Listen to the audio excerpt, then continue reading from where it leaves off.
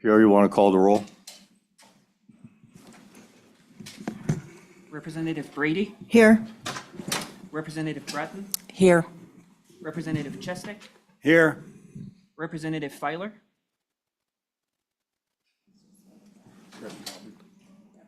Representative Filer, Here. Representative Kelly, Here. Representative Lean, Here.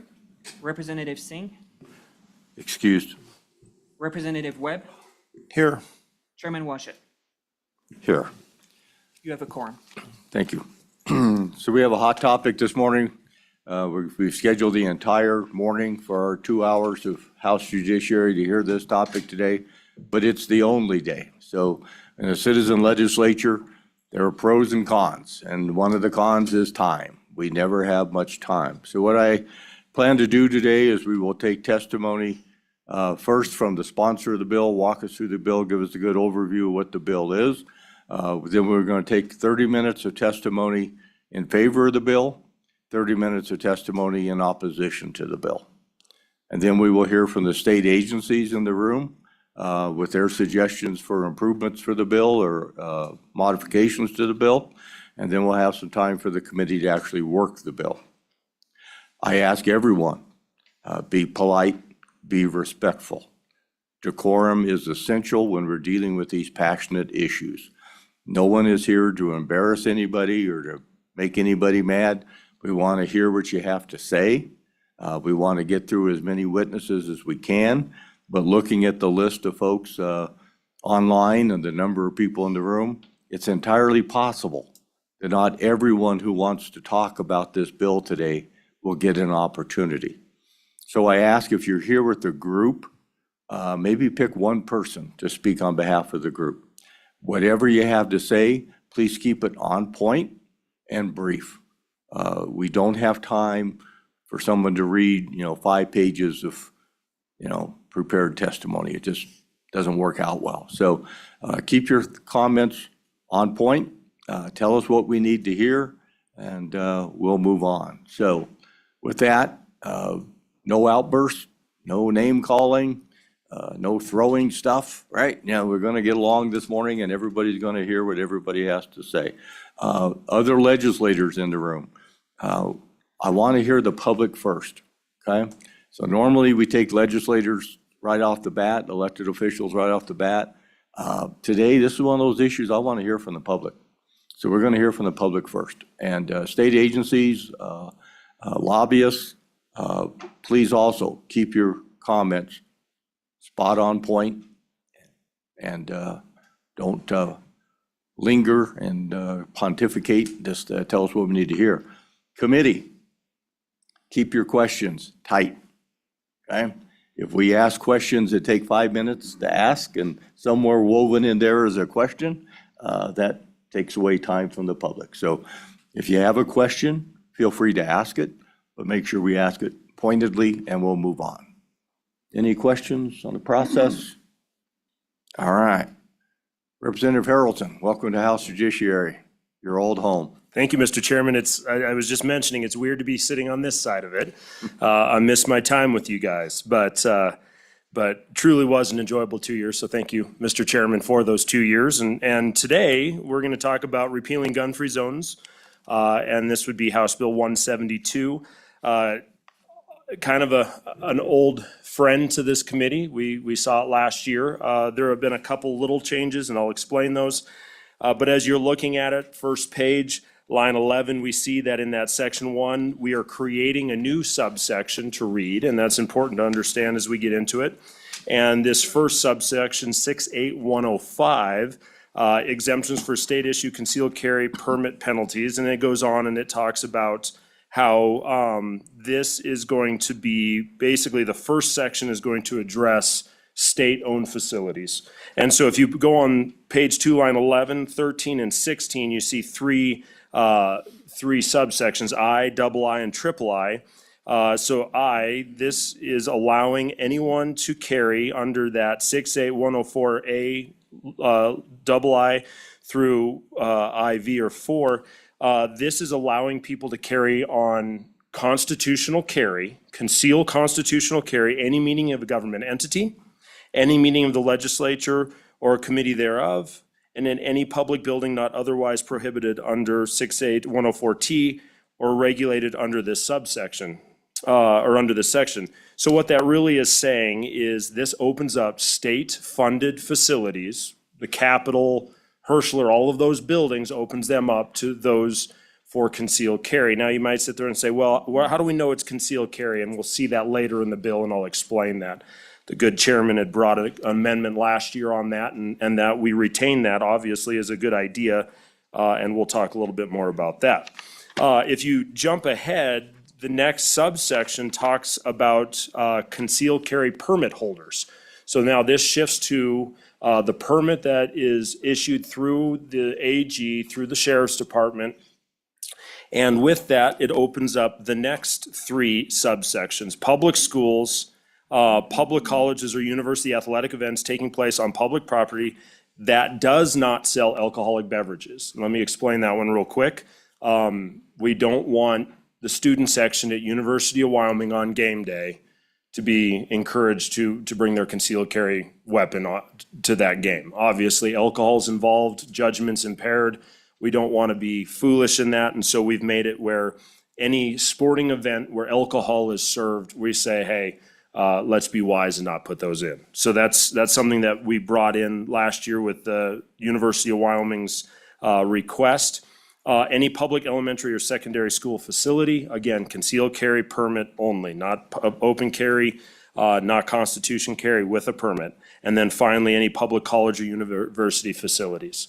So this would open up our community colleges, and it would also open up the University of Wyoming. Right below that, line 10, page 3, nothing in this section shall be construed to. This is a very important phrase because you start reading things below it and you freak out and you're like, oh my goodness, we're going to, like in double I, prohibit a private property owner from restricting firearms on his private property. Well, no, read it in context of nothing in this section shall be construed to, meaning if a private property owner wants to say, we're no guns on my property, that's their call. They have a private property right to do that, just as much as we have the right to say, since you've made that decision, I choose not to use your establishment, or I choose to forfeit that right and use your establishment, understanding you have a private property right. It goes down through and it talks about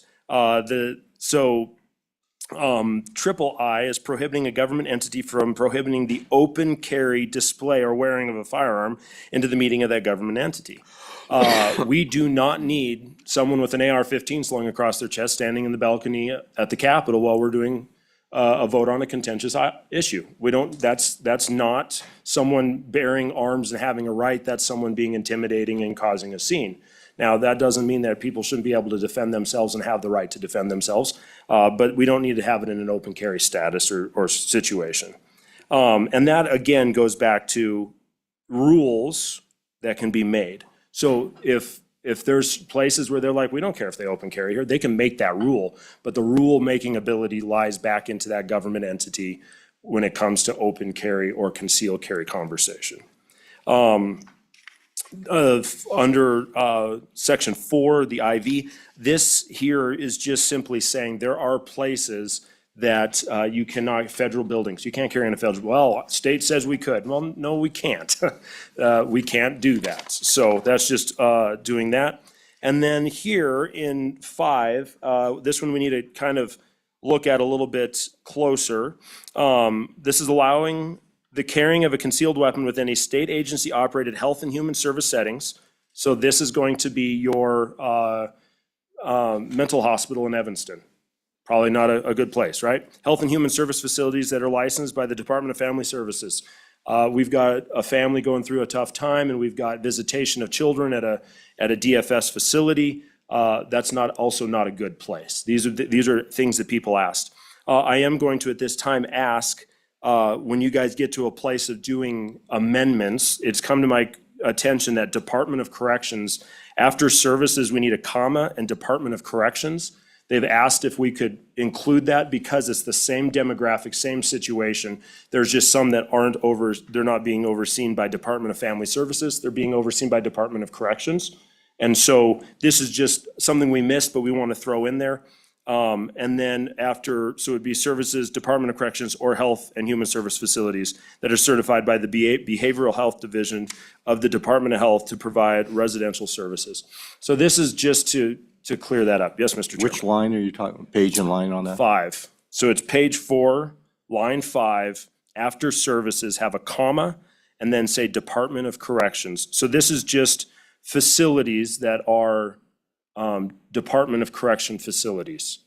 This is, I don't know how it slipped through, but jails, we need to be very careful that those areas are not an area where we need to be putting people into that situation. So, and then, sorry, Mr. Chairman, is that clear?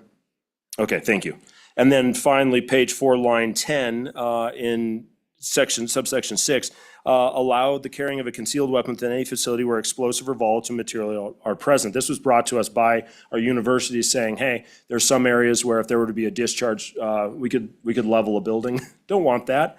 But it actually also came to my attention that volatile material needed to be defined because a dry erase marker is considered volatile.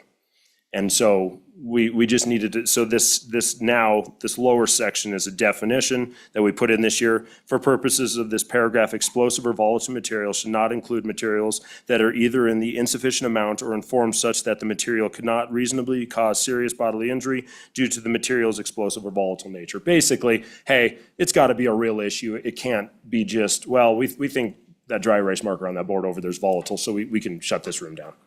And then after that, page 4, line 18, you kind of get the teeth of the bill of what would happen if you told someone they couldn't. And then going on to page 5, we inserted last year the verbiage, because we had eliminated this, and that was probably a miscue. We inserted the verbiage that gives our school boards the ability to arm and train their teachers. We do not want to take that away. That's a beautiful program.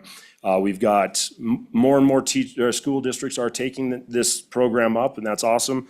Converse County is in the process of doing it currently, and this would give them the ability to arm and train their teachers.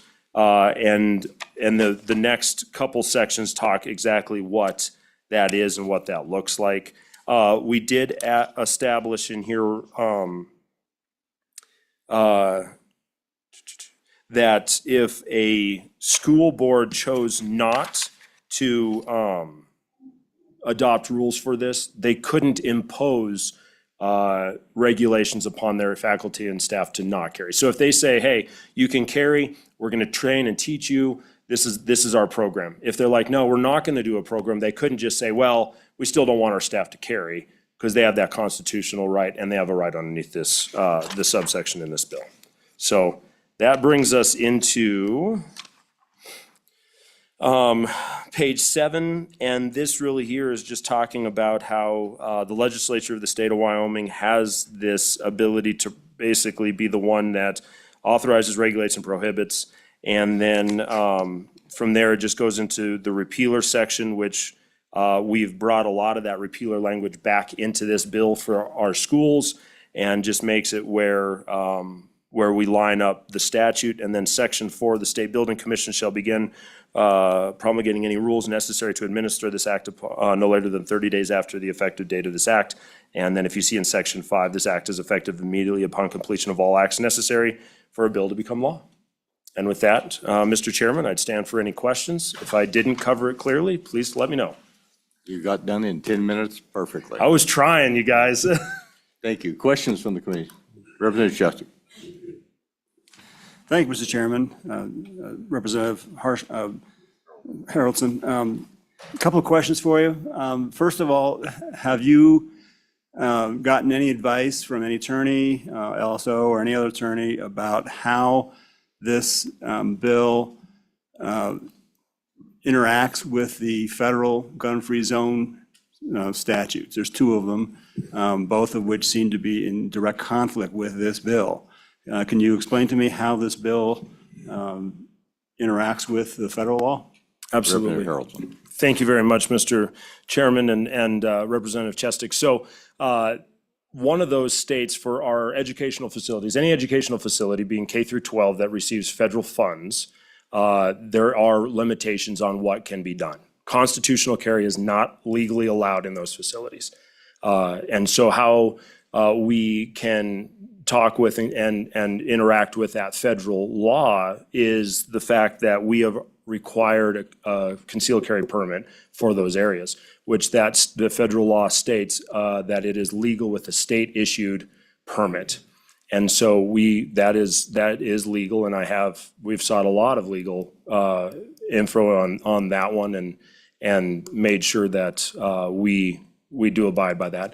And the other aspect of it, we are not at all infringing state rights upon federal property. So any of your federal buildings, we cannot influence, enforce, or interact with in any way, shape, or form.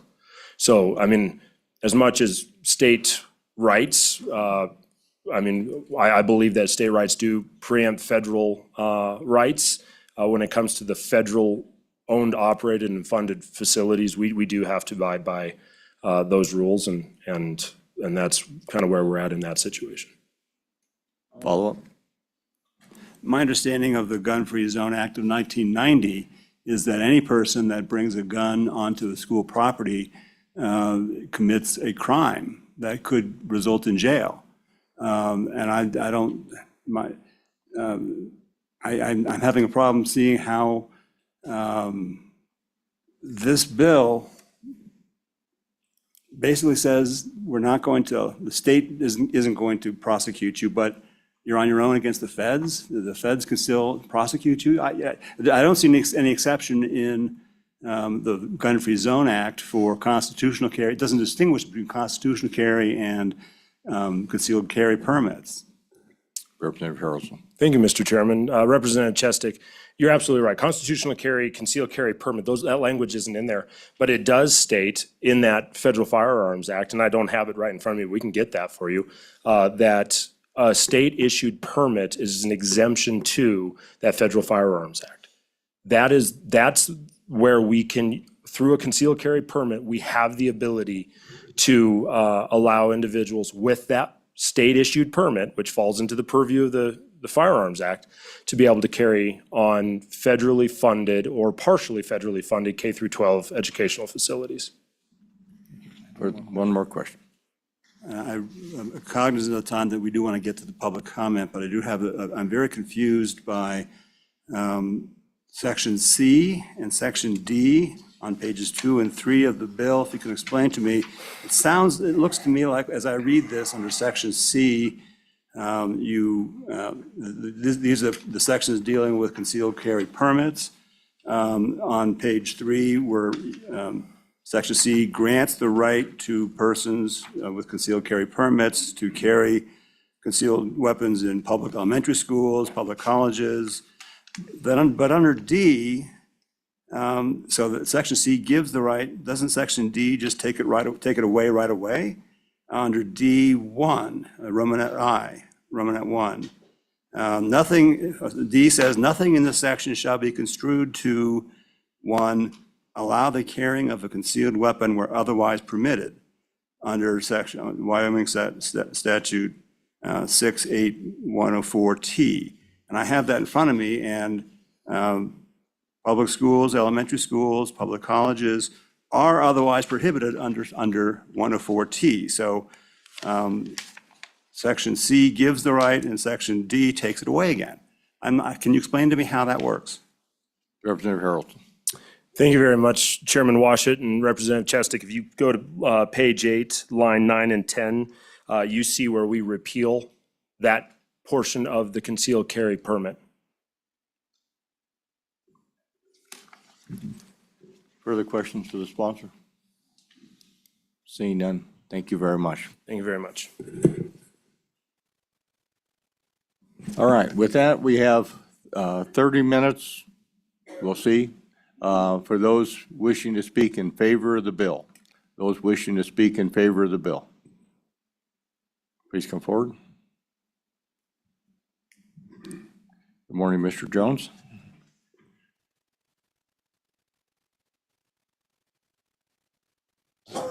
There we go. Good morning, Chairman, committee. Thank you for the opportunity to testify this morning. I'll be brief. My name is Mark Jones. I am a national director with Gun Owners of America. I live in Johnson County, Wyoming.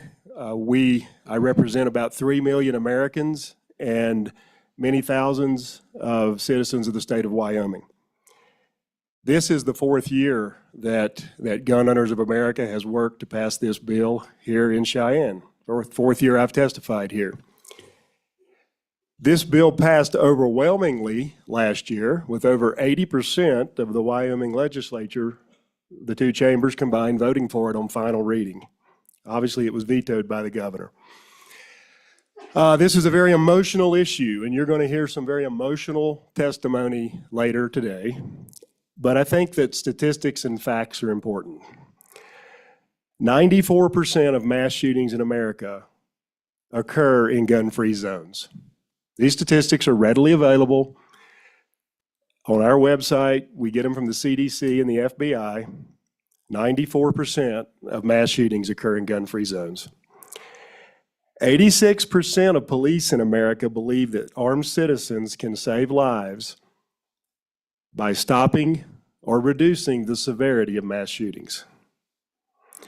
Remember these statistics later when you hear the emotional outcry about guns in gun-free zones, okay? 12 states allow carry on college campuses. If we had an epidemic of college kids shooting each other, you would know about it. You can carry in the capitals of most states in the western U.S., except Denver, but you can't carry in the capital here in Cheyenne. At least 7 states allow concealed carry in K through 12. At least 7. New Hampshire allows anyone to carry except students. There are 20 states where the school board set rules for concealed carry. Now that's different than what we're proposing here. We're allowing concealed carry through statute, which is as it should be, okay? There was a question earlier about federal law and how this impacts the Federal Gun-Free Zones Act. The Federal Gun-Free Zones Act has a very clear exemption for a state-issued permit, okay? Very clear exemption to the Federal Gun-Free Zone Act for a state-issued permit. 7 states already do it. Utah has done this for 30 years. And I don't think there has been a single accident. Again, given the emotional issue that guns are in America, you would have heard about it. Wyoming's behind the times. We tout ourselves as a pro-Second Amendment state, but we restrict our citizens' rights in these gun-free zones. It's time to put an end to that. It's the 4th year, passed last year by 80% of this body. It's time to put an end to that. And most importantly, and as importantly as anything we discussed today, this is a constitutional rights issue. The citizens of Wyoming have a right to defend themselves. And my son's here today. He's 11 years old. I did not bring him as a prop. He asked my wife yesterday if he could come down here. I have a right to defend him, okay? I'm a concealed carry holder. I am currently disarmed. I have a right to defend my son, okay? As everyone in Wyoming does when they go into these gun-free zones. So I encourage you today to listen, but don't get overwhelmed with the emotional pleas about gun-free zones. And remember these facts about all the states that allow this, how 94% of shootings occur in gun-free zones. And let's let the people of Wyoming protect themselves within the confines of this bill. It's a very well-written bill. We've been trying this for years. Representative Harrelson's worked very hard to clarify points that need to be clarified about state hospitals and things like that. And it's time we move forward with this bill. I want to thank the committee. I want to thank you, Chairman, for the way you're doing this with letting public comment in. I just appreciate what you guys are doing. And ladies, it's a hard job. Thank you very much, and be glad to answer any questions. Representative Chesty. Thank you, Mr. Chairman. Mr. Jones, thank you for being here. I want to push back a little bit on your statistic of 94% of shootings occur in gun-free zones. As I understand it, that statistic comes from a study done by Mr. John Lott, who is a gun rights advocate.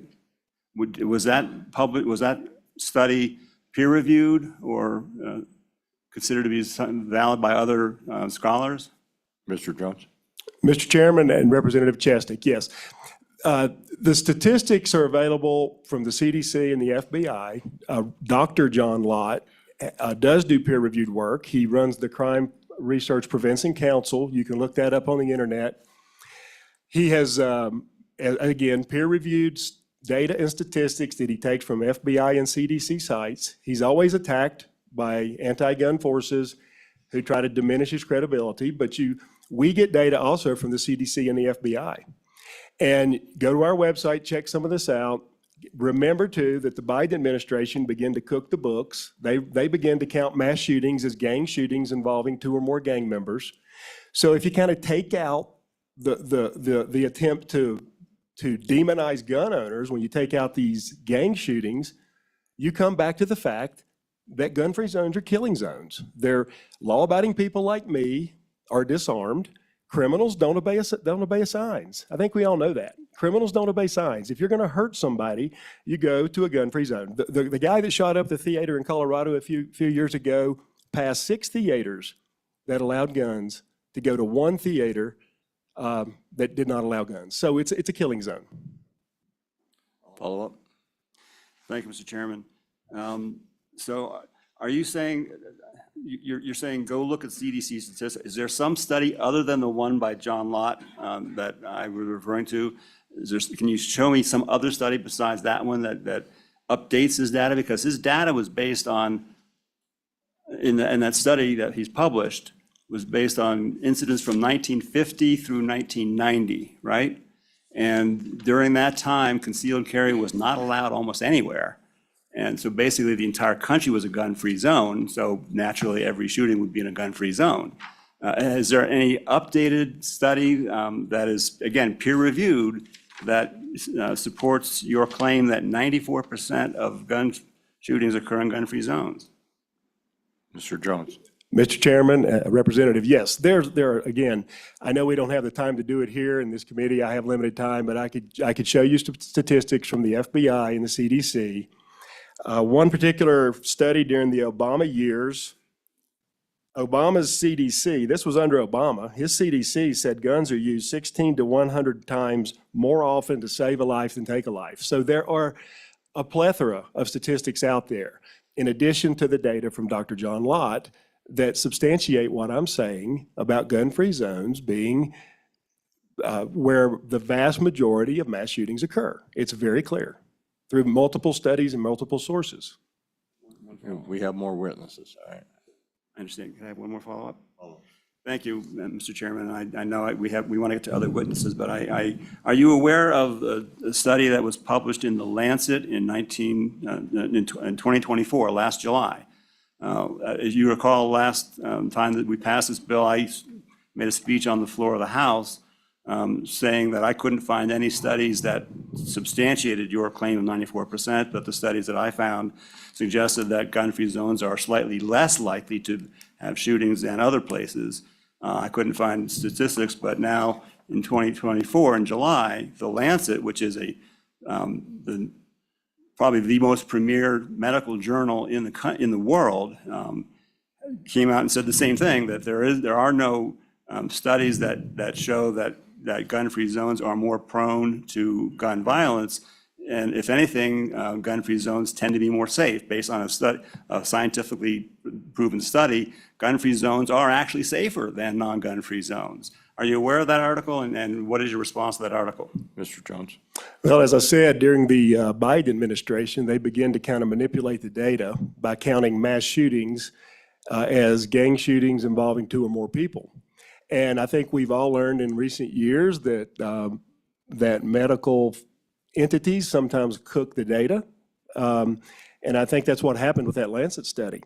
Again, 81% of police in America support this. So obviously there is an overwhelming amount of data and information that supports the fact that law-abiding people are not the problem, that gun-free zones are killing zones, that criminals don't obey signs. So I would say the Lancet study is questionable at best.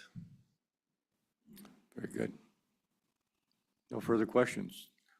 We have about, 12 minutes left for those in favor of House Bill 172. Thank you for coming, Mr. Jones. Thank you, Chairman. Thank you, committee.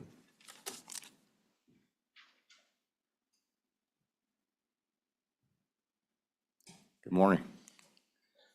Good morning, Mr. Chairman. My name's Carl Allred. I live in Evanston, and I'd like to speak in support of this bill. There's been a couple questions raised about it, and some of those I'd want to answer to. In a previous life, I was a deputy down in Utah, and I can remember back then I used to take women out and teach them how to shoot.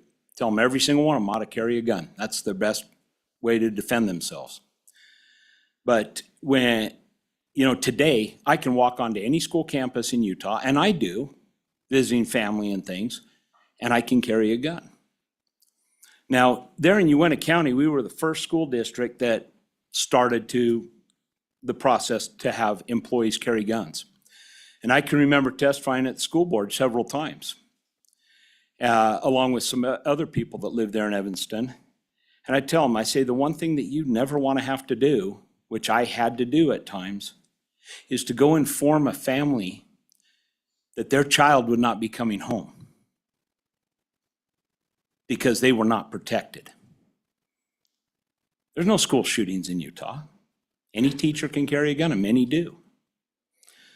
I'll tell you, you talk about this Lansing study. Again, it's medical. The medical community has been against firearms for years. I remember we used to, in my duty weapon, I was issued black talons. That was the bullets that we carried. And the medical community came out against it. They said because they do so much damage. Well, when I shoot somebody, I want to kill them. I'm not going to shoot them if that's not the intent. And that's what those black talons did a very good job of that. But because of that, today you cannot buy a black talon because the medical community was against it. Now, some of the other things I remember in 2020, I was one of the 3 electors for Wyoming. And when I showed up at the Capitol here to come in and vote, the trooper there at the door told me I had to go put my firearm back in the truck. I was open carrying. And I said, why? He says, that's our policy. And I said, have you read the Constitution? Wyoming Constitution is very clear and it's very simple. And he says, I don't care. That's our policy. Well, first off, what are you doing as a sworn peace officer in the state if you don't care about the Constitution? But the building's policy overrides the Constitution? That's a problem. When we had the state convention in Laramie, there at the college, we had rented the facilities from the college. The only prohibition on the college is you can't conceal carry. So I went down a couple weeks before and went and ate lunch in the Union, met with people, walked around campus, open carrying the entire time. And nobody said a word because that's not illegal. But it's illegal to conceal carry. So I told everybody when you come to the convention, open carry, do not conceal. And of course, the college had a big problem with that. We ended up in court over that deal. An individual was written a trespassing ticket. Can't cite him for carrying the gun because that's not illegal. But again, we have a preemption statute here. You guys are the only ones who can make laws against guns in the entire state.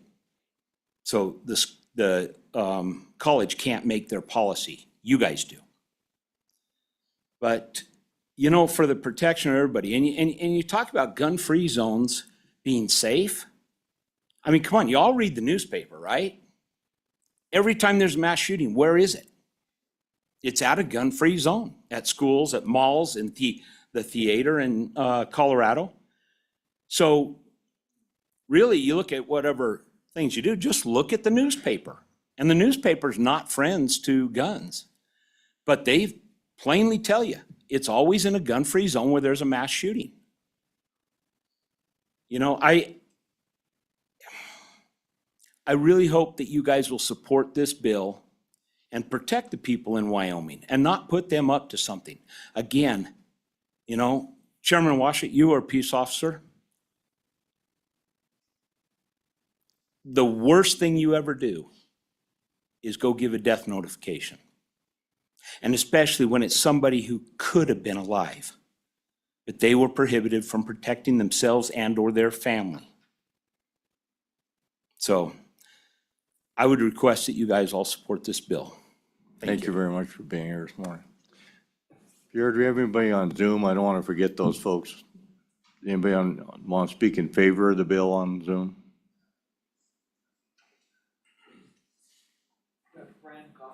Bring him in, please.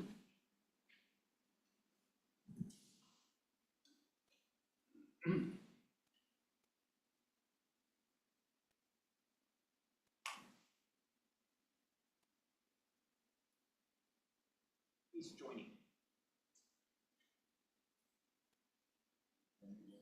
Brian Gosh.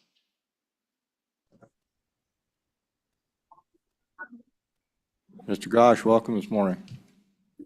Good morning, Mr. Chair, members of the House Judiciary Committee. My name is Brian Gosh. I'm a lawyer, registered lobbyist with the National Rifle Association of America, here today in support of House Bill 172.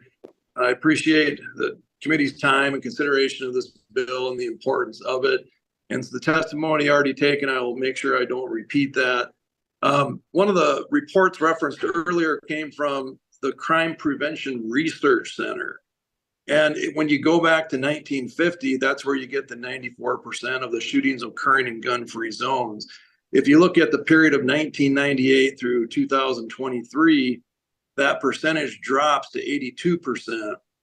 But still, a vast majority of the mass shootings occur in these gun-free zones. They take place where people can't legally fight back, places where the honest guy is following the rules and is disarmed. As the previous testifier said, he followed the rules, he followed the law, he did not break the law and bring that firearm into the Capitol. There was a reference earlier to the shooting in Aurora, Colorado back in 2012.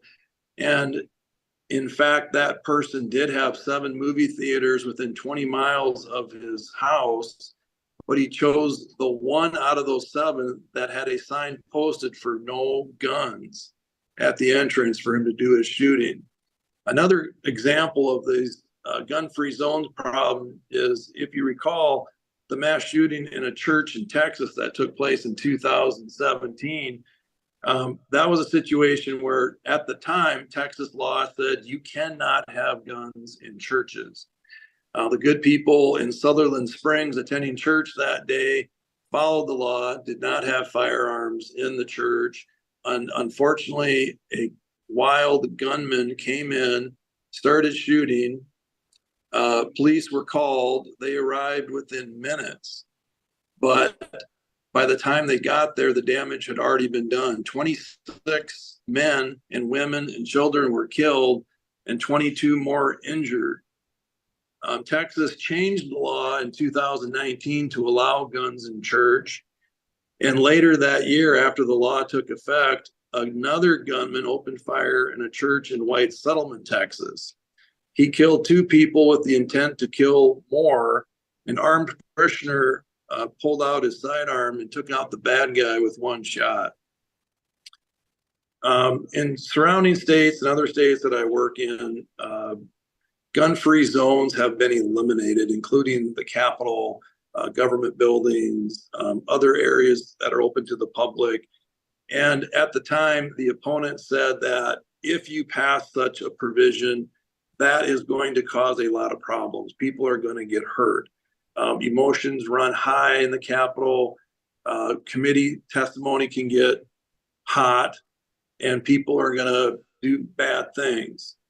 They gave examples of other situations where you might be at an athletic game and emotions run high and people are going to cause trouble. They assured us that those headlines would occur if we passed the bill. Well, we passed the bills. Gun-free zones have been eliminated in many cases, yet those headlines never occurred. You can pass this bill knowing that other states have done it, and it'll be okay. In fact, it might save lives like it did down in Texas. Thank you, Mr. Chair. I'll stand by for questions. Thank you, Mr. Gosh. Question? Representative Chestic. Thank you, Mr. Chairman. Mr. Gosh, you cited a statistic for more recent than the study that I was looking at, where the percentage dropped to 84%. Do you have a citation to a peer-reviewed article that provides that statistic? I would like to read that article if you have one. Mr. Gosh? Yeah. Yes, thank you, Mr. Chair, and thank you for the question. I can get that to the chair, and I hope he could provide that to you as well. Thank you.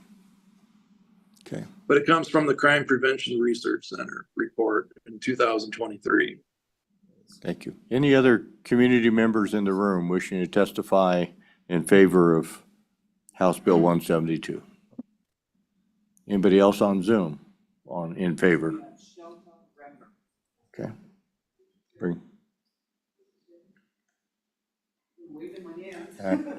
We're going to do legislators last, I'm afraid. Okay. Good morning. Good morning. Please identify yourself for the record and tell us what you want us to hear. And please be brief. We're up against the clock. Yes, sir. I'm going to be the fastest one you've seen today. My name is Shelta Ramber. I am a mom of a 17-year-old daughter in high school, public school. And I just want to say, we can talk facts and figures all day. But the thing is this bill is going to allow the opportunity to people to protect our precious children. Right now, as it stands, you have children who are in charge of throwing staplers and water bottles at gunmen. How in the world is this the children's responsibility for these Alice drills? Why are we not having the adults be adults and be the ones to solve this problem?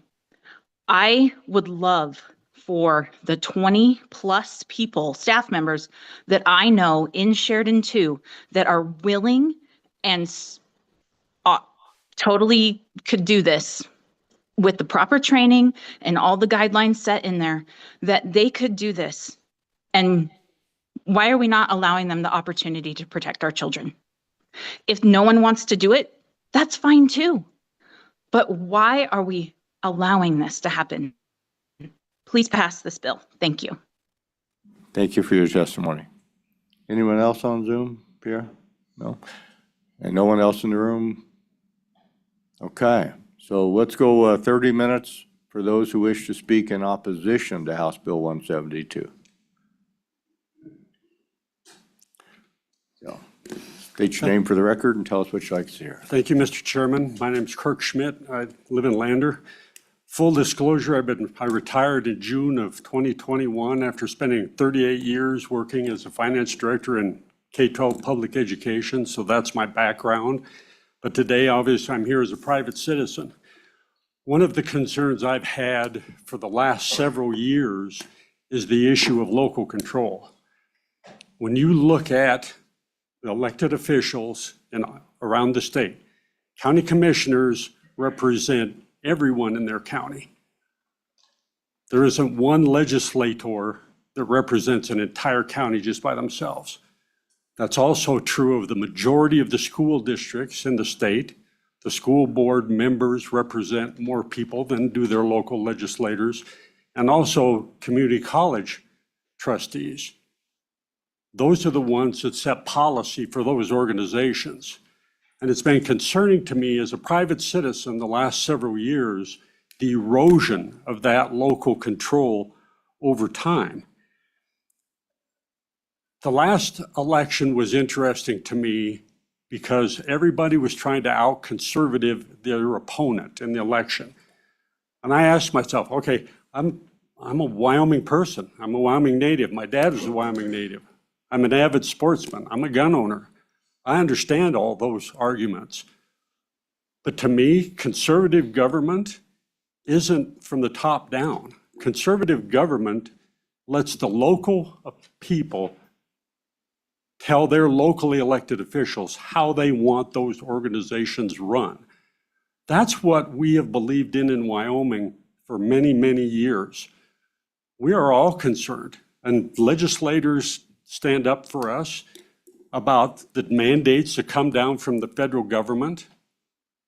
But I've just found it interesting that the same people that that are objecting to the federal government interfering with the operation of things in Wyoming, those are the same people that are going to interfere with the jobs of the locally elected officials who actually represent more people than the members of the legislature. It's about local control. And this bill takes that away from all those government entities to set policy for those organizations. I appreciate the comment from the sponsor talking about public or private owners being able to do it. The message is getting mixed to the public. I had an opportunity to be in a store this summer in one of our communities, and there's a sign on the door. Please do not bring firearms into my store, okay? And I walked in and I was talking to the store owner and I asked her, I said, do you have problems with that? She said, at least once a week. I go, really? She goes, yeah. She goes, people come in and they say that the legislature has told them they can carry a gun wherever they want. And she explains to them, this is my private business. It's my right to dictate that policy. The message is being construed out there that anybody can do anything they want wherever they want. And I think this adds to that confusion. You all have probably been to a school board meeting, a county commissioner meeting. You see how they interact more closely with their constituents. It's tough for people to travel to Cheyenne to come to these meetings. It's difficult. It puts a burden on them. People like me, okay, I got nothing but time. When I retired, I told people there were two things I was going to do. I was going to play more golf and hunt a lot more. And I have accomplished both those, Mr. Chairman, thankfully. But my issue here today is the issue of local control, because this is mandating to those locally elected officials things that they should be dealing with on their own. Thank you, Mr. Chairman. Thank you. Appreciate you coming all the way from Lander to be here this morning. Well, hopefully I can get home. Yeah, I heard snowing in Casper already. So, who else wishes to testify in opposition to the bill? Please come forward. Again, we are up against the clock, but thank you very much. Good morning. Always great to see young faces at the legislature. Please tell us what you'd like us to hear and identify yourselves. Yes. Good morning, Mr. Chairman and members of the committee. Thank you for your service and hearing our testimony today. My name is Carrie Murthy. I come to you representing a number of perspectives, the most important of which is that of a mom of two kids who attend Wyoming public schools. I also do serve on school board and echo everything the previous speaker just mentioned about local control. I served on the Wyoming Teacher Recruitment and Retention Task Force, which the Wyoming Department of Education pulled together to come up with recommendations for how we can address teacher shortages in Wyoming. And I'm also an education researcher and have studied the educator workforce and teacher shortages for nearly 20 years. I absolutely believe this bill would have devastating consequences for our educator workforce, that the teacher shortages that we are already facing and struggling to adequately address would be exacerbated, and that in turn would have devastating consequences for our kids in Wyoming. I asked a few teachers in my kids' schools for their thoughts on this bill since they are teaching and not able to be here to testify. One said campuses would be much less safe if guns were allowed in schools. I would not continue to teach if my colleagues or any adult were allowed to bring their guns to school. This teacher shared that they had, over their career, challenging personalities among colleagues, among parents and families, and added, the last thing we need to introduce into that equation is a gun. Another said, if guns are allowed on campus, I, for one, no longer want to teach in a place where my students, colleagues, and myself are at risk. That would be unacceptable. I feel that if guns are allowed in schools, many teachers will leave the profession. Shifting gears a bit, in the awful event of a school shooting, law enforcement officers may need to make split-second life or death decisions to secure a school building. Having more guns in that scenario makes it incredibly difficult and dangerous and would take much longer to ensure everyone's safety. How are they supposed to tell the difference between the school shooter and a teacher with a gun who is trying to help? As a mom, I send my kids to school every day with the trust that school is a safe place. This bill would significantly erode that trust and it is heartbreaking to think that it would likely cause many of our incredible teachers to leave Wyoming or leave the profession. Please listen to your constituents who are most affected by this, students, teachers, and parents who do not want guns in schools. Please vote no on this bill and do not advance it out of committee. Thank you. Thank you. Do the children wish to say anything this morning? Don't be nervous, we don't bite. Yeah, Have a microphone, there we go. okay. Good morning, Mr. Chair and members of the committee. My name is Annika Murthy, and I'm 9 years old in 4th grade. I think guns don't belong in school, and I want a safe environment for my school. And if you allow guns in school, not just students, but teachers too will be scared. It scares me to think that when I'm trying to learn, someone in my school could have a gun. It would distract my learning and others too. It won't be a safe environment for learning. I don't want guns to be allowed in any schools, and neither do the students and teachers in my school. Please vote no on this bill. Thank you. Thank you. Very well said.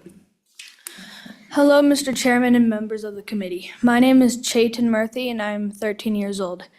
I'm asking you to please vote no on this bill. The reason I don't want this law to pass is because schools would not be safe. There are already many school shootings across the country, even when guns aren't allowed in schools. But if they were allowed, it would just increase the number of school shootings and increase the number of injuries and deaths. We are trying to prevent those things from happening, and this law would put us in the wrong direction. It would risk the life of every student and teacher in Wyoming, and this is why this law should not pass. Please vote no on this bill. Thank you. Thank you very much. Question to Representative Lane?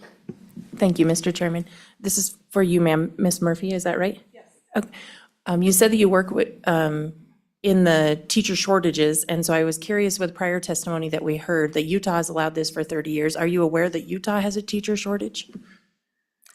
I'm not familiar with Utah statistics off the top of my head. Thank you very much. I'm sorry, may I just respond? There are nationwide teacher shortages. I mean, I can tell you that. I'm not specific state by state, but it's absolutely a challenge nationwide and specifically in Wyoming. Thank you. Anybody on Zoom wishing to testify against the bill? Bring one in, please. And others want to come up and get prepared at the table.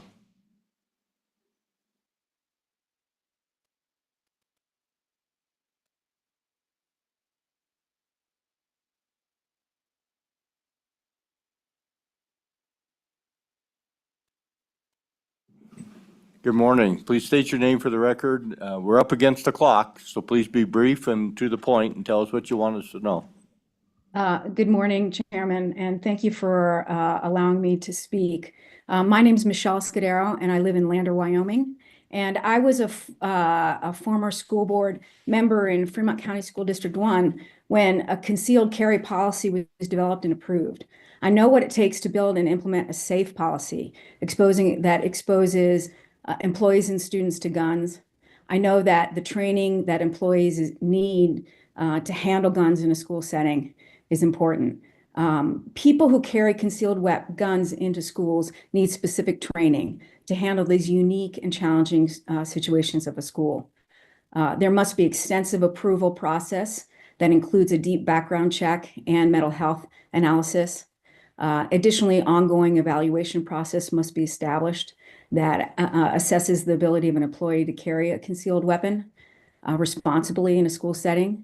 This bill doesn't allow school districts to regulate a concealed carry policy into their school grounds and circumvents local control. We know that schools see many angry students, parents, and teachers. Guns in schools should only be in the hands of individuals explicitly trained for a school environment. Thank you for your consideration. I appreciate it. Thank you for joining us this morning and offering that testimony. Appreciate it. To the table, we'll start on this side and we'll work across. And again, please be brief and to the point. Good morning, Mr. Chairman, members of the committee. Thank you for the opportunity to testify. My name is Erica Cole, resident of House District 41. I am a gun owner myself, and I stand in opposition to this bill. The only notable change from House Bill 125 to this one is actually an elimination of an amendment from last year that would have prohibited a secondary student from being able to carry into a school. The combination of this House Bill 172 with House Bill 174, which aims to reduce the legal concealed carry age from 21 to 18, poses a very dangerous situation where you could have an 18-year-old high school student legally able to obtain a concealed carry permit and carry into their school or any other rival school, dance, sporting event, etc. This concern extends to freshmen in college dorms as well. I'm going to be brief and not go into all the issues with the open carry loopholes and limiting the school district's ability to regulate their well-formed concealed carry programs. I've emailed you guys information about this, and I hope you've had a chance to review that. What I really want to impress upon this committee, especially since there are so many new members this session, is that this legislation is not wanted by the majority of constituents. We have had a number of public surveys the past year, on this topic, and every single one, there has been strong public opposition that do not want gun-free zones repealed. Last March, we filled a chamber with moms, students, educators, and concerned citizens who waited for hours of the chance to show their opposition to this legislation. We were here well past 10 p.m. that night, and that bill did die in committee that night. It was brought back through unprecedented rule changes on the floor the next day, and then it was ultimately vetoed by the governor. KGAB posed a poll that month. Do you agree with the Governor's Gordon's veto of House Bill 125? 63% responded yes. In August, the Wyoming Tribune-Eagle posed a poll asking if firearms should be allowed in the Capitol Extension and Hirschler Building. 81% of responders said no. The State Building Commission posed a similar poll that month. Are you in favor of allowing public to carry into the Capitol and Capitol Extension? 138 responses, 87 said no. Despite this, State Building Commission moved forward with this rule change. They threw out the prior comments, opening a new formal comment period, received 56 responses, 64% opposing the rule change, and they are still moving forward. In September, the Joint Judiciary Committee had a superintendent and a teacher from Washakie County School District Number 2 in Ten Sleep drive over 5 hours each way to speak in opposition to this legislation. They are one of the few school districts in the state that do allow teachers to concealed carry, and they said their program works well for them. They do not want to lose that local control, and they said their students are not comfortable with allowing members of the public to carry into their facilities. In August, the University of Wyoming solicited public feedback. They got more than 3,000 responses. 64% did not want guns on campus. In November, University of Wyoming Board of Trustees did vote against allowing concealed carry on campus. The bottom line is the majority of the public does not want this. Your constituents do not want this. We're tired of fighting this legislation. I know many state employees and teachers who are fearful to speak up against it because of negative repercussions they could face at work. Please stop catering to the desires of the few at the expense of the many. Do what is right and kill this bill. Thank you. I will stand for questions. Seeing none, thank you very much for your testimony. Ma'am, introduce yourself.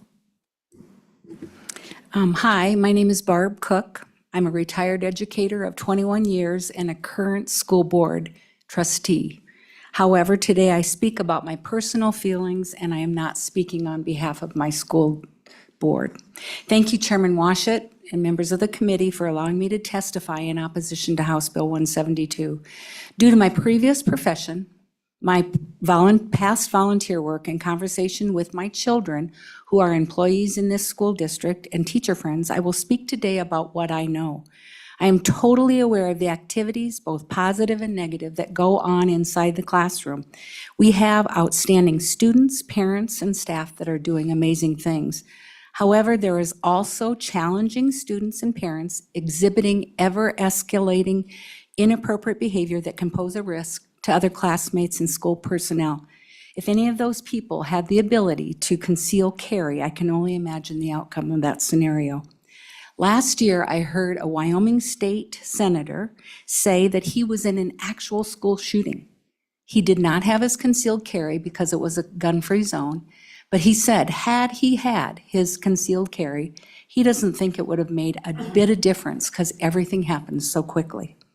If you are, in fact, against government overreach, please don't reach into our community lives. With all due respect, I have been elected as a school board member. I was asked by the residents of Laramie County to make decisions about local schools, not you. I am making myself very aware of the needs of our schools in Laramie County. I would be the best person to create policy to meet those needs. I implore you to allow each school district to make their own decisions, because what might be good for Ten-Sleep, Wyoming is not necessarily good for Cheyenne, Wyoming. And I can tell you that I will make every effort to make good decisions for the stakeholders in my community. I believe we all want schools to be safe havens for learning, but House Bill 172 would not bring us closer to that goal. I was a head teacher in a small little school here in Cheyenne. We had some of the best clientele ever. However, there was never a shortage of challenging parents and grandparents, frustrating with whatever, and if they were able to conceal carry, I can only imagine the outcome. It's important that potential disagreements be solved peacefully and without risk of escalation. Injecting loaded firearms into those situations could have terrible consequences. Schools must be safe havens for learning. One of my most important jobs as an educator was to keep kids safe. House Bill 72 would put students and teachers, which are some people in my own home, in harm's way. And as an educator and a mom of those employees and grandma of 3, I want gun-free zones to remain intact. Guns have no place in school. Please defeat this bill.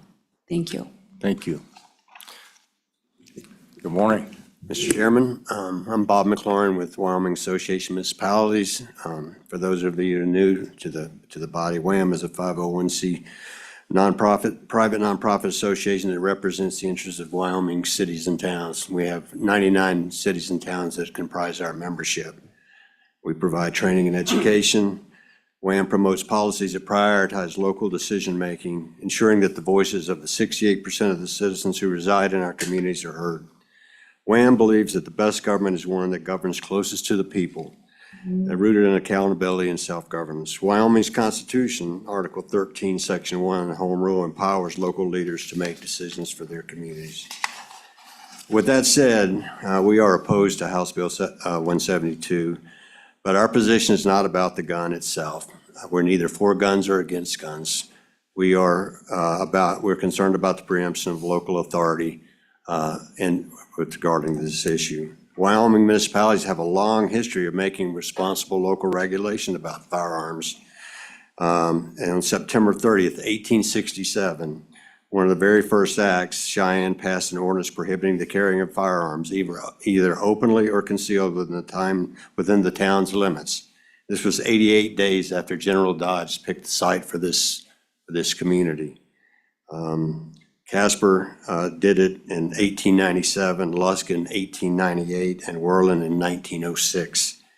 Having said that, we have spoken to the sponsor of the bill, and we have a proposed amendment that I'll pass out for your consideration that would basically provide either an opt-in or an opt-out section for town councils. With that, Mr. Chairman, I'll be happy to answer any questions. So I guess my question, whenever I hear this local control argument, is that when you look at where the right to bear arms language is in the Wyoming State Constitution in Article 1, it's right there along with search and seizure, due process of law, jury trials, and all these other rights that we uniformly apply statewide. Are you making the argument that local municipalities ought to have control over search and seizure, jury trials, and all the other rights in Article 1, or just this one right? Mr. Chairman, I'm not an attorney, so I'm not sure I'm prepared to speak to that. But we believe that this is, whether it's an issue for the courts, we believe. But we do believe that a council, if they want to allow firearms in their chambers, should be allowed to do so. If they want to pass a mandatory carry provision, so you can't come to a town council meeting without bringing a gun, we're okay with that too. But that's an issue for the courts, Mr. Chairman. Thank you. May I give this to the LSO staff? Mr. Clerk, please. Thank you, sir. We'll start on this side and we'll work back across. Again, we're up against the clock. We have about 10 minutes left. Thanks. Thank you, everybody. My name is Tom Jajits. I live in Laramie, and good morning. Thank you for allowing me the opportunity to express my opposition to this bill. As a Wyoming resident of 20 Of the past 20 years, and a parent of 2 young children, I feel compelled to speak out as the changes proposed by this legislation would directly impact my family. My children attend a childcare center that is attached to UW.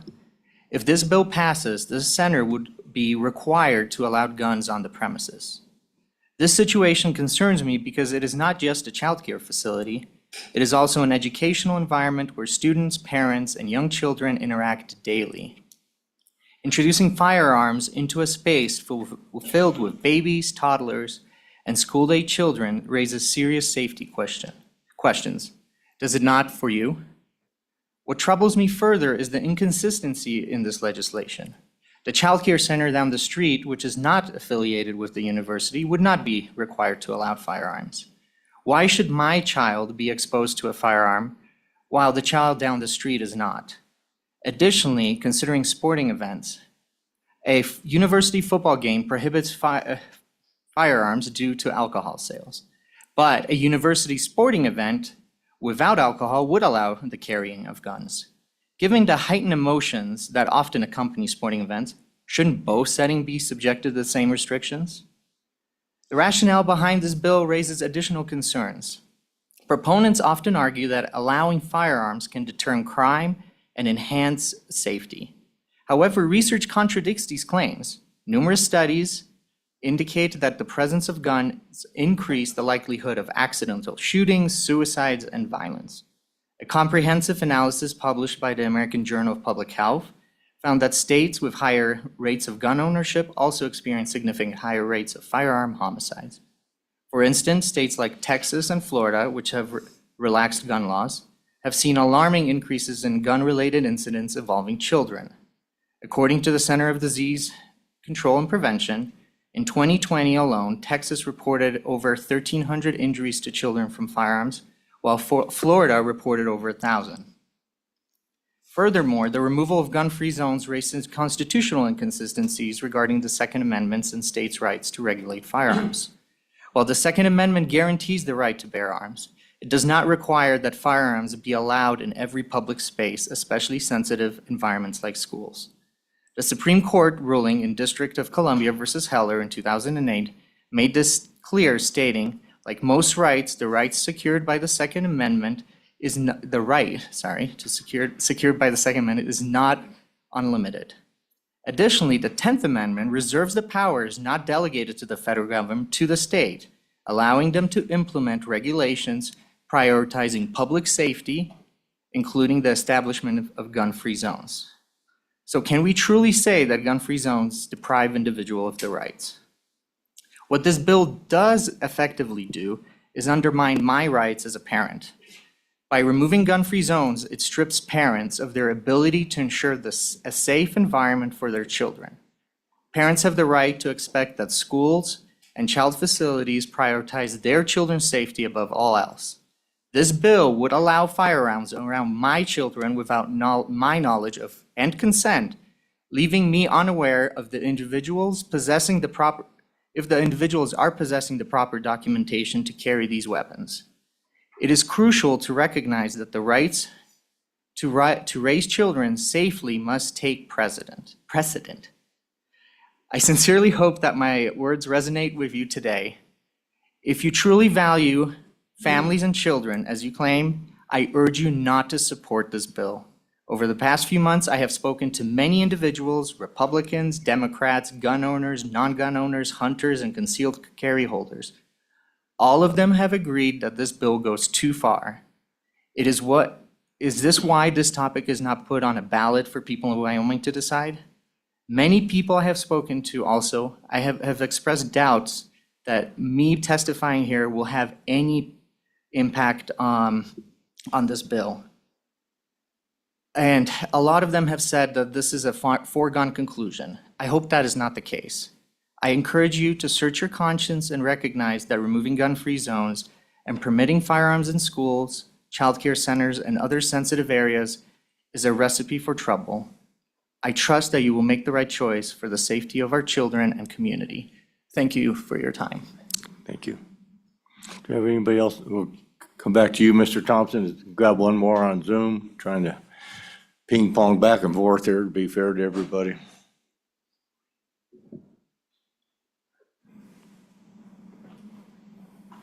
Good morning, can you hear me? Good morning, Chairman Washit and members of the committee. My name is Steve Splickle and I serve as Superintendent of Schools for Fremont 2. I appear this morning with members of our staff, Board of Trustees, and parents. I believe the most important voice that is often left out of this debate is that of our students, and I'm proud to introduce Mia Chandler, student at Du Bois High School. Good morning. Mr. Chairman, members of the committee, my name is Mia Chandler, a junior and executive officer of our student council at Fremont County School District Number 2 in Du Bois, Wyoming, and I am here on behalf of our entire student body. Thank you for the opportunity to speak in opposition to House Bill 172, the repeal of gun-free zones. Since the 1990s, our pre-K through 12th grade school has been a gun-free zone, a place where we feel safe and protected by the local police, county sheriffs, and our trusted school resource officer, someone we all know and recognize, someone who has created a trust like no other, someone we trust with our lives. This trust has created an environment where we can focus on learning. Repealing gun-free zones raises many concerns for our school and community. If this bill passes, anyone, teachers, students, community members, or even strangers, could enter our school armed. How will first responders distinguish between those allowed to carry firearms and an actual threat? This confusion could delay responses in an emergency and escalate already tense situations. Our small rural school serves students from ages 3 to 21.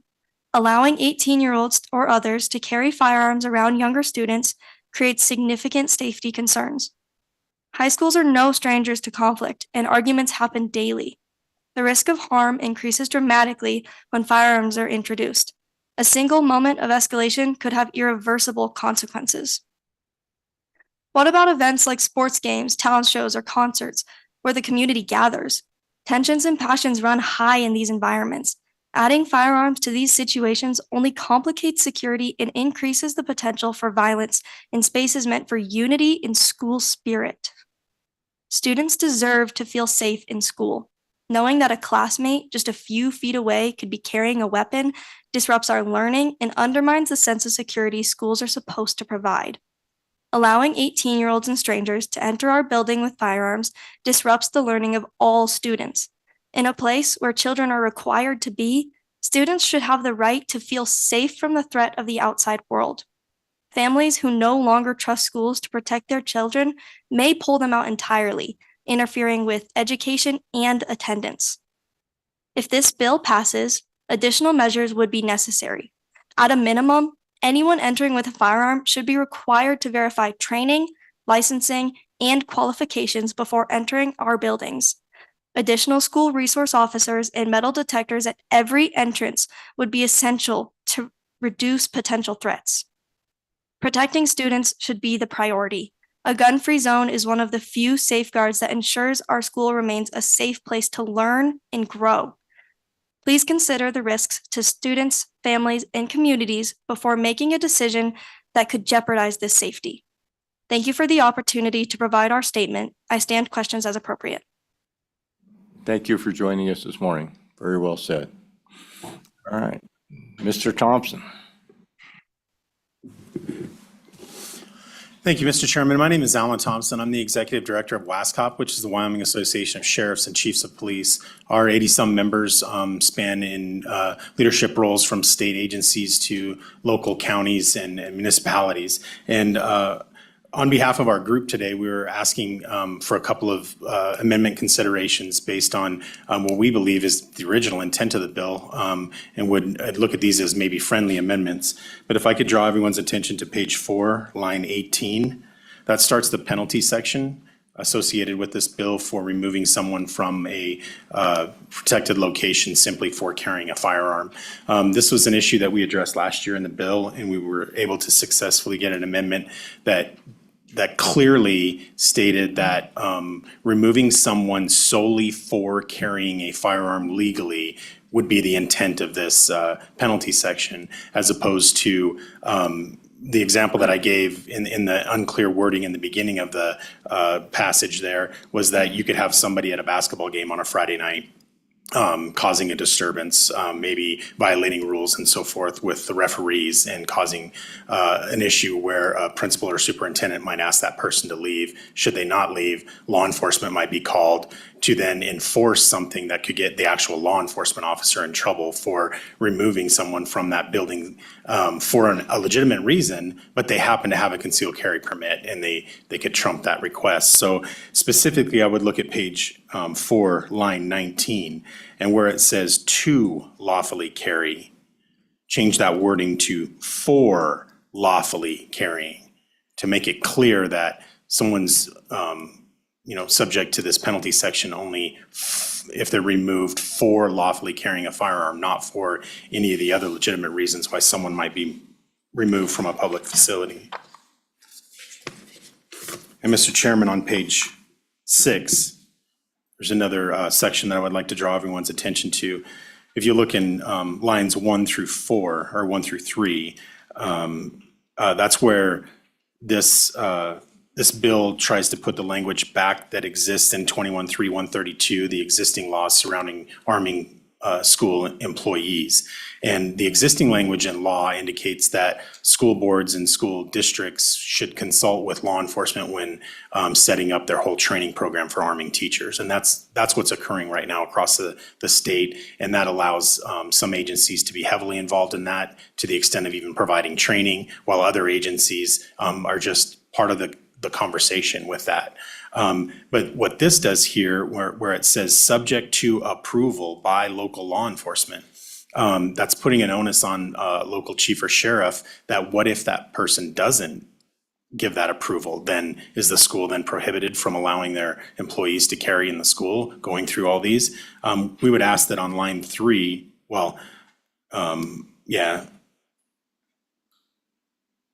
you could cross out subject to approval and replace that with in consultation with, or subject to consultation by law enforcement, just by changing the word approval to consultation. That puts law enforcement in the conversation. And I appreciate the opportunity to speak to you today, Mr. Chairman, and I would just also say that our membership as a whole has differing ideas on this, from, as was mentioned earlier, from Meeteetse to Laramie County to Uintah County and Natrona County. But what our group does know is that we have great relationships with our local schools across the state and have been working diligently to provide the best safety and security measures that we can, from SROs in the schools to a litany of other things. So I would just ask that that the committee consider that conveying authority to local elected entities, if only when hardened security measures are in place, such as exist in these exceptions in the statute now for jails, for courthouses, for courtrooms, for things like that, might be a consideration for the committee. And I thank you for your time, sir. Thank you. We've reached the end of our 30 minutes. I'm going to let the witnesses who are at the table speak very briefly. Sheriff? Chairman, Representatives, I'm Sheriff Aaron Applehance of Albany County. I'll be very, very brief, speaking in opposition of this bill along the same lines of the previous testimony that you've got. This bill essentially removes local control within those local elected officials, those local governments, and those local entities that are closest to the people that they have and charged with the protection of their citizenry. The laws that we currently have on the books at the state of Wyoming has worked well. We have a variety of different school districts that are moving forward in terms of concealed carry within their ranks at their counties. We have a variety of other counties that are not moving forward with that. And both of those decisions are best for the community that are there. It's been in consultation with their electorate and with their officials that are there. This bill essentially removes those choices that are being able to be made at that local level and essentially mandates it from the state level. And I would encourage you guys to definitely take this under consideration, to where I don't feel that is the best choice moving forward. Having those choices at that local level and having those local officials make those choices that's best for their people is a good way to go instead of a uniform mandate. So what's good in Albany County may not be good in Converse County, which may not be good in Bighorn County, which may not be good in Sweetwater County. Allowing all of them to make their decisions individually is the best way moving forward. Thank you. Thank you, Sheriff. Mr. Mullen. Mr. Chairman, members of the committee, my name is Tate Mullen. I'm the Government Relations Director for the Wyoming Education Association. A lot of great conversation here today. I thank you all for all your hard work on this. At the end of the day, this is a policy decision that you all will have to make, but hopefully you've heard some great comments and that will help shape your decision. The Wyoming Education Association uses a qualitative and quantitative policy analysis.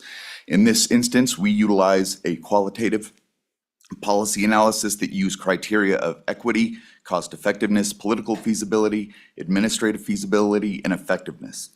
What we have seen is that along our analysis, against the status quo, we see a reduction in equity, cost effectiveness, efficiency, and administrative feasibility. If anybody would like, I can go into further detail, but I think we have had some great conversations about local control. And I want to come back to one of the questions that you answered in regards to our Second Amendment rights as it applies to due process and being able to make those local control decisions.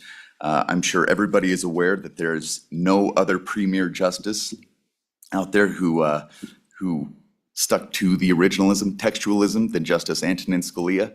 And I'd like to read some of his words in the Heller case. Like most rights, the Second Right Amendment is not unlimited. I want to reiterate that. It is not unlimited. It is not a right to keep and carry any weapon whatsoever in any manner whatsoever and for whatever purpose. For example, concealed weapons prohibitions have been upheld under the amendment or state analogs. The court's opinion should not be taken to cast doubt on longstanding prohibitions on the possession of firearms by felons and the mentally ill, or the laws forbidding the carrying of firearms in sensitive places such as schools and government buildings, or laws imposing conditions and qualifications on the commercial sale of arms. I'd like to leave you to mull that over when you make your decision. So thank you for your time. Stand for questions. Thank you. Representative Lean. Mr. Chairman, Mr. Tate, thank you for being here today, or Mr. Mullen, excuse me. As we heard that this bill had been come about for 4 years, that we've heard it in and out, I'm wondering if you've had the opportunity to visit with any counterpart in Utah on how they handle it, local control within the education associations over there versus how it would be handled here. Mr. Mullen.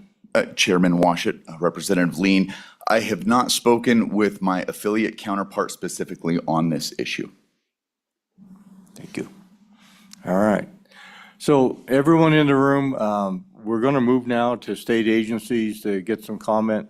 I know that there are lots of other people who wanted to testify today. We had over 20 people, I think, signed up on Zoom to testify in opposition to this bill. A handful of people that wanted to testify in favor of the bill. I hope you agree that I've tried to be as fair as possible to get a cross-section of views. So now state agencies and some of the folks in the room that want to chime into this discussion, please come forward and we'll hear from you. Ms. Taylor, introduce yourself and tell us what we need to know. Mr. Chairman, members of the committee, can you hear me okay? My name is Erin Taylor. I represent the Wyoming Association of Community College Trustees, and I'm coming up here under the state agency section, even though I myself do not represent the state agency. I just want to be clear about that. But representing the 8 community colleges, we are not coming before you with a position of opposition or support necessarily, and we've changed on that. And so I just wanted to explain that really quickly. We used to really stand really strongly on that aspect of local control, which really is important, of course, for our locally elected trustees, which has been pointed out that, their margin of election it usually is pretty great in their communities, far and wide. But we're here before you today to say, if you're going to pass a bill like this, let's make the proper considerations for where there should be areas that may still need to remain gun-free zones. And we have spent, and I want to provide a little bit of context for the committee, we've spent lots of time visiting with our good sponsor, meeting jointly with our friends at the university, the governor's office, and having conversations across all of the campuses. Some are having them among their boards, some of them are having them among their faculty and staff. Some surveyed students, not everybody did, but I wanted to give you a flavor that they are all having the conversations in some way or another. Where we have ended up, and this is something I can provide to the committee if you're interested, if it would help you. I know many of you have community college campuses in your districts. Either way, you all receive services from the community colleges in one way or another, so it impacts probably everybody here. Where we ended up was surveying all the colleges, and I can tell you that should something like this move forward, they feel very comfortable in this space to say that they would like to know who is carrying. So for those who have a permit, if you could please let us know, that would be great. With regard to the sponsor and his consideration of the areas that we talked about with hazardous materials, appreciate that because we've talked about that. I appreciate the clarification on the amount of because the marker example, perfect example, that's not what we're trying to do. To protect those lab and dangerous areas where we could have explosive materials. We would love to see, with regard to sporting events, the community colleges typically do not serve alcohol at their events. I think we have one college that here in this community that has a newer area with their new facility where they have a specific space where they can serve the alcohol, but by and large, their sporting events across the state do not serve. But I think allowing that for all athletic events would be preferable to not have the firearms in that space. And something that the sponsor and I talked about that I think would be a good conversation for the committee is consideration of some other areas. And a big one that we're concerned about is dormitories. All 8 of the community colleges do have dormitories. What does that mean? We want to be very thoughtful and intentional about balancing the rights of the students that can have access to their firearms with balancing the needs of those students, considering that those are spaces where they live and maybe live with other people as well. And so that would be something we might ask the committee to think about, is what that might entail. And I know my friend sitting next to me from the university might have some thoughts about that too. I know other states do allow exceptions for childcare facilities and hearing spaces on their college campuses. Those are and can be due to some of the examples you heard today from the sponsor, where there are family disputes and things like that. So sometimes that could happen in a childcare facility, maybe not.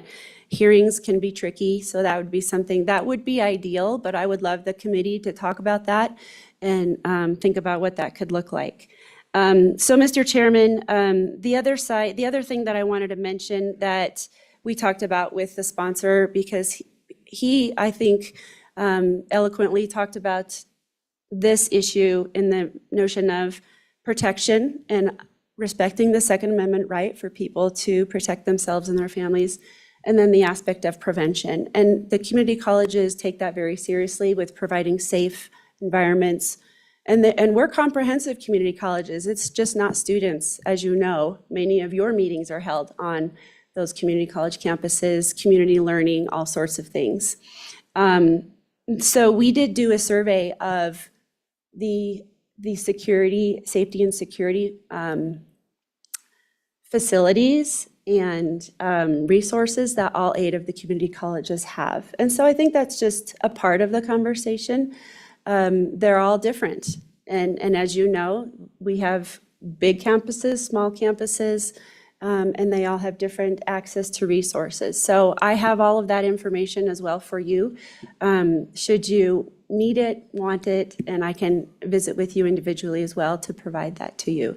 But if there is an opportunity for the college to still remain in the decision-making space, or the exceptions are built into the bill, that prevention aspect requires resources, and that's where I'm getting. If it's a matter of making sure that the firearms are safely secured in a safe, maybe in the dormitories, that might be an opportunity where the colleges might need to request resources in terms of dollars. So, Mr. Chairman, I'll probably stop there. I'll answer any questions that you may have, and I want to respect your time. So thank you for allowing me to speak today. I appreciate it.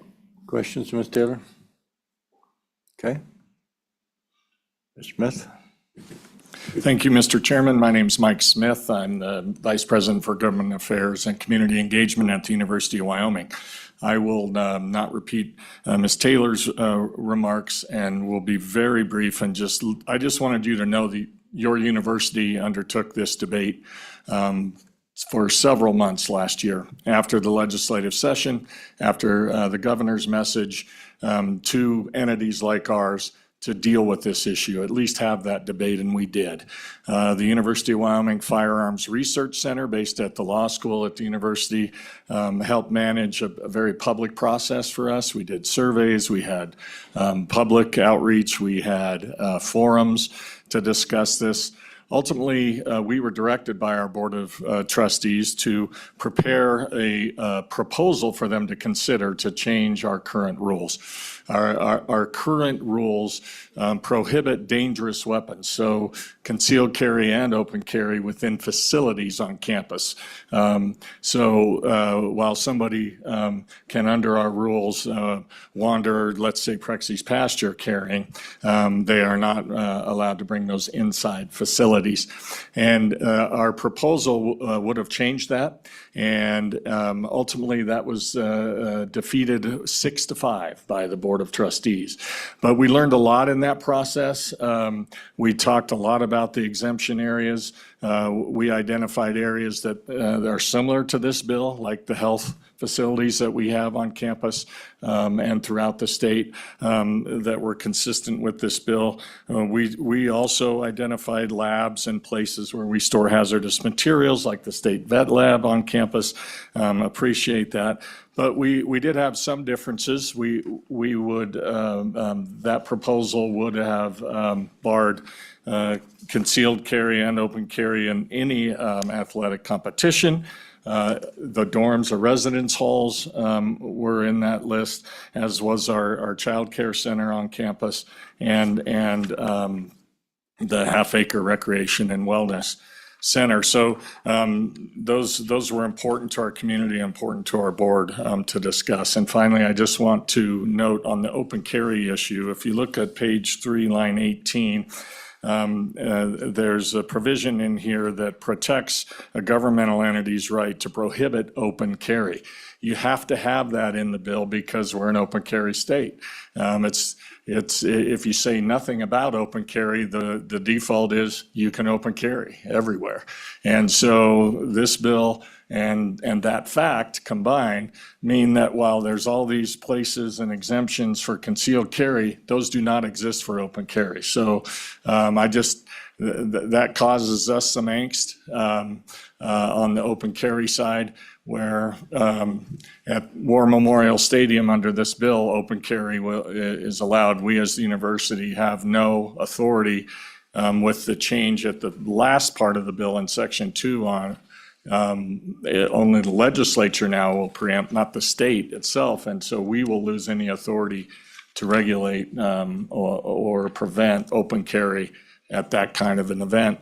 And we hope you'll consider making some changes. Thank you. Thank you, Ms. Smith. Just so we're clear, I believe the language says that nothing in this section shall be construed to prohibit a governmental entity from prohibiting the open carry. So you have that authority under this bill. Mr. Chairman, but if you keep reading, it only applies to a meeting of that governmental entity. So our Board of Trustees under this bill could prevent open carry in their meeting. But because it's so limiting there, maybe there's a way, I'm sorry, I didn't prepare a proposed amendment, but maybe if we just eliminate that last phrase on line 20 into a meeting of that governmental entity and have it say nothing in this section can be construed to prohibit a governmental entity from prohibiting open carry, display, or wearing of a firearm, period, that would fix that concern. Thank you very much. Thank you. Question? Any other state agency in the room? Director Shannon?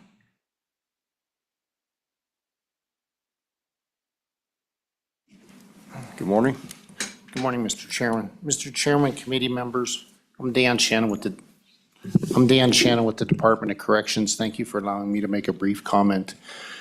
I would ask for your consideration of the bill writer's comment this morning on page 4, line 5, to add the Department of Corrections.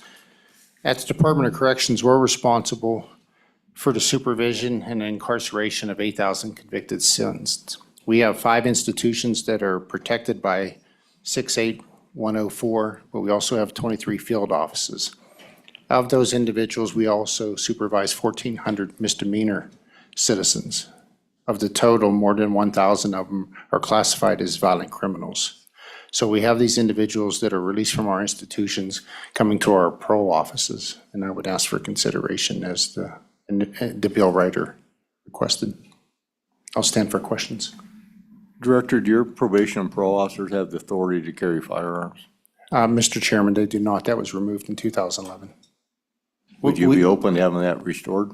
Mr. Chairman, yes, because we also, we have our positions within the department, our officers are detention or post-qualified, but we also have positions that if they meet certain requirements through post and keep up their qualifications, they are entitled to carry a weapon. Okay, thank you. We'll visit. All right. Any other state agencies? Any other legislators in the room? There you are, Senator Rebecca.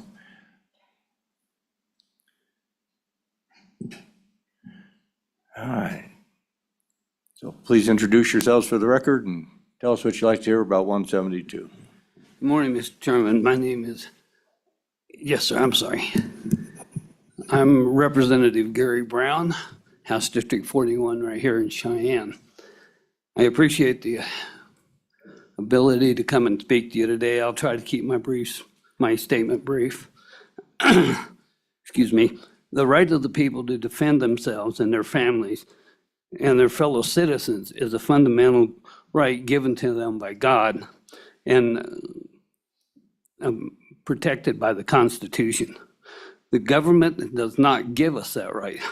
Government can only take that right away, as in the case of gun-free zones.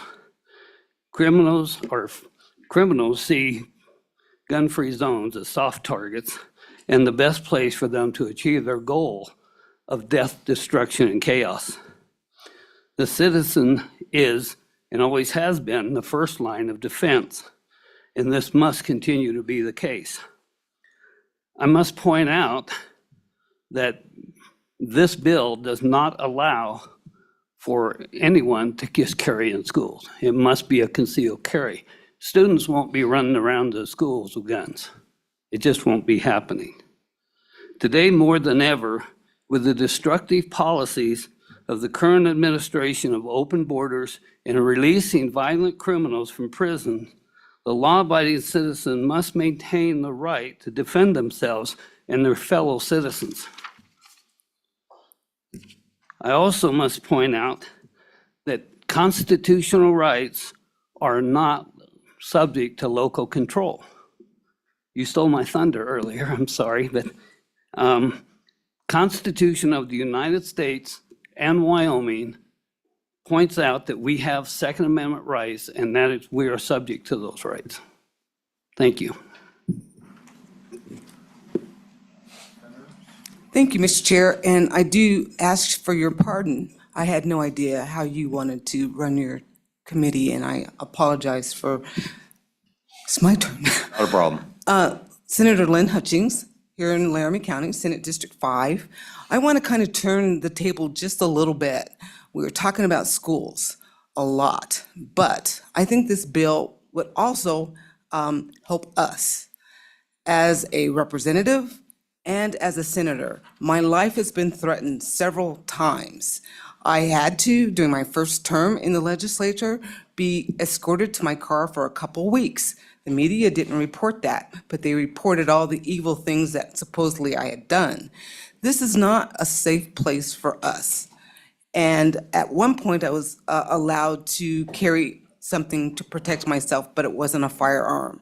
So I'm bringing this up to say isn't just about schools, it's about you and I and protecting ourselves against people who may want to harm us and having that right to carry a firearm or something else to protect us. So I'm on and for this bill. Thank you, Mr. Chair. Thank you. Questions for Senator?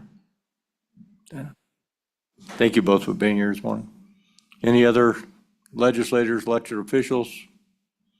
Okay, so we only have 20 minutes, and I'm afraid that's probably not going to be time to do justice to working this bill. So committee, I'm going to close public comment, and we will resume on Monday working the bill. So over the weekend, please read the materials that folks have provided to you. LSO distributed them, that they are not LSO documents. They are documents provided by the public. Please read through those. Please contemplate potential amendments. Work out the language that you might want to propose on Monday, and we'll work the bill vigorously as the first item of business on Monday. I'm hopeful that the speaker will assign us another few bills today, and we'll hear a bill or two as well. But our first order of business on Monday will be to work this bill. And with that, we stand adjourned.